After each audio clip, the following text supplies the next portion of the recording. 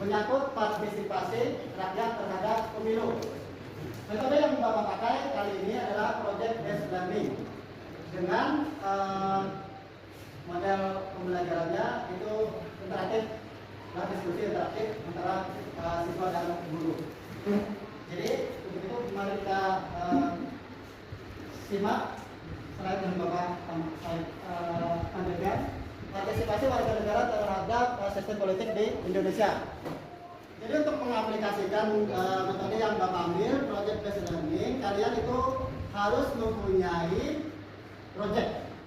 Untuk itu Bapak beri kesempatan kalian untuk membagi kelompok apa saja partisipasi politik dan apa saja bentuk pelanggaran-pelanggarannya.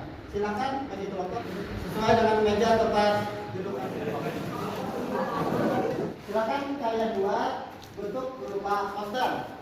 Jadi itu produk yang kalian hasilkan dari project based learning. Bapak beri waktu 15 menit dari sekarang.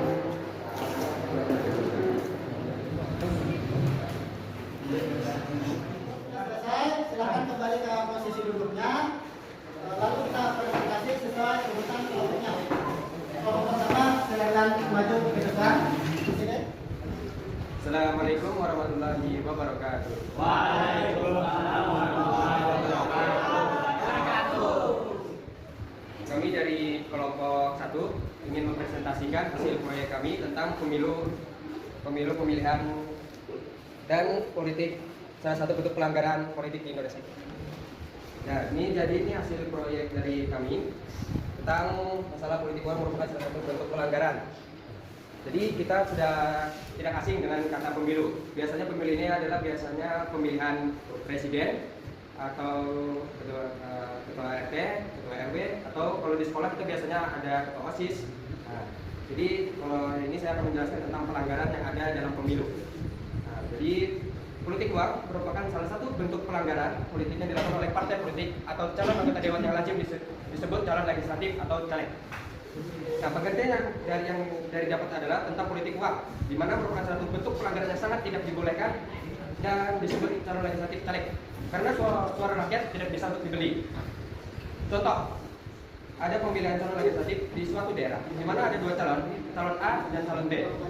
Ternyata calon B melakukan kecurangan dalam memberikan uang berupa pemilihan berupa uang agar bisa menjadi caleg di daerahnya. Jadi dari ini kami sudah cukup. Ada yang perlu ditanyakan? Dari kelompok lain ada yang bertanya?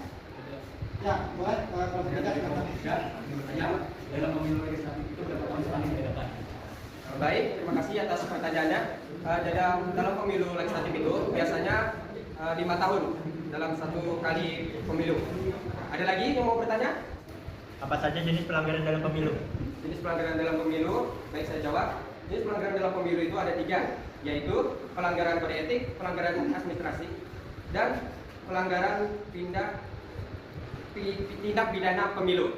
Nah, jadi itu apa cukup jawabannya? Cukup. Ada lagi yang mau bertanya tentang pemilu? Siapa saja orang yang bisa menyalurkan hak pilih dalam pemilu? Siapa saja yang bisa menyalurkan hak dalam pemilu? Terima kasih atas jawabannya. Soalnya, biar saya jawab. Syarat seseorang menyalurkan. Siapa saja orang yang bisa menyalurkan hak pilih dalam pemilu? Siapa saja yang bisa menyalurkan haknya dalam pemilu? Terima kasih atas pertanyaannya, biar saya jawab. Syarat yang seseorang menyalurkan diri dalam pemilu ada beberapa syarat. 1. Usia harus di atas 17 tahun. 2. Warga negara Indonesia. 3. Tidak sedang terganggu jiwa. 4. Tidak sedang dicabut hak pemilihan berdasarkan putusan pengadilan oleh karena mempunyai kekuatan hukum yang tetap. 5. Berdomisili di wilayah administratif pemilihan yang dibuktikan dengan KTP.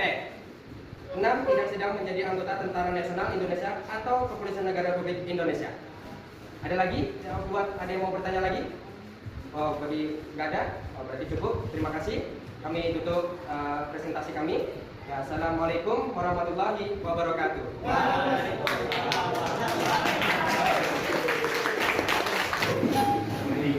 Kelompok 2 boleh maju. Assalamualaikum warahmatullahi wabarakatuh. Kami dari kelompok 2 ingin melakukan presentasi. menjadi desa itu memaksa melakukan hak pilih berdasarkan arahan dari salah satu partai atau calon legislatif dalam pemilu merupakan salah satu pelanggaran dalam pemilu. Adapun sanksinya salah satunya adalah berdasarkan pasal 531 Undang-Undang 7 tahun 2017 pasal B, setiap orang yang dengan sengaja menggunakan kekerasan menghalangi seorang untuk memilih, membuat kegaduhan atau mencoba menggagalkan pemungutan suara dipidana paling lama 4 tahun dan denda paling banyak 48 juta. Sekian presentasi dari kami. Terima kasih. Assalamualaikum warahmatullahi wabarakatuh. Kalau sudah selesai pertemuan kali ini, Bapak minta salah satu kelompok ada yang bisa menyimpulkan tentang materi kita hari ini pada ini partisipasi warga negara dalam sistem politik di Indonesia. Bisa? Ya, kelompok 4 silakan simpulkan. Peran serta atau partisipasi masyarakat dalam politik adalah kegiatan seseorang atau sekelompok orang untuk turut serta secara aktif dalam kehidupan politik dengan jalan memilih pimpinan negara dan secara langsung atau tidak langsung mempengaruhi kebijakan pemerintah, publik polisi. Secara konvensional, kegiatan ini mencakup tindakan seperti memberikan suara dalam pemilihan umum, menghadiri rapat umum, menjadi anggota suatu partai atau kelompok kepentingan, mengadakan pendekatan atau hubungan dengan pejabat pemerintah atau anggota parlemen. Berdasarkan Undang-Undang Nomor 7 Tahun 2017 tentang Pemilihan Umum, terdapat 3 jenis pelanggaran pemilu, yaitu pelanggaran kode etik, pelanggaran administratif, dan tindak pidana pemilu. Sudah. Bisa. Saya ada yang bisa menambahkan? Yang jelas? Sudah jelas. Baik, Bapak akhiri pembelajaran kali ini. Sebelum Bapak akhiri, itu Bapak beri ini tugas untuk minggu depan. Jadi seperti ini tugasnya, asas umum yang harus dipegang dalam penyelenggaraan negara sebagai berikut: asas kepastian hukum, asas tertib penyelenggaraan negara, asas kepentingan umum, asas keterbukaan, asas proporsionalitas, asas akuntabilitas. Itu tugas untuk minggu depan. Ya, untuk nanti silakan menjawab. Marilah kita untuk pada ini dengan berdoa sesuai dengan keyakinan dan keagamaannya masing-masing. Berdoa dimulai. Sekian dari Bapak. Salah hilaf mohon maaf. Wabillahi taufiq wal hidayah. Wassalamualaikum warahmatullahi wabarakatuh.